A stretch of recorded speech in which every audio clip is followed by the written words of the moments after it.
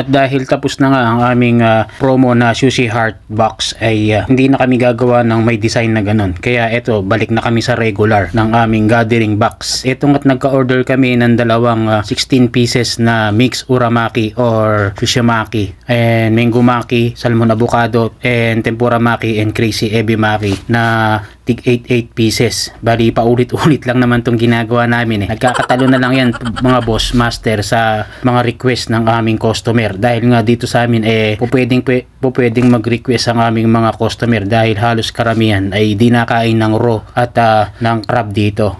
Kaya naman neto't ginawa na namin ni partner ang sushi box na dalawang 16 pieces at yan ang pinagkakat na namin at pinagdalagyan ng sauce para maibigay sa aming customer. At ito nga ay to go. Kaya naman neto lalagyan lang natin ng mga sauce at toppings para naman ma-serve na natin sa ating customer. At maraming salamat nga pala sa pagsubaybay ng aking mga munting vlog at sa mga mong comment yung good or bad. Yun lang, salamat and God bless everyone. Alright.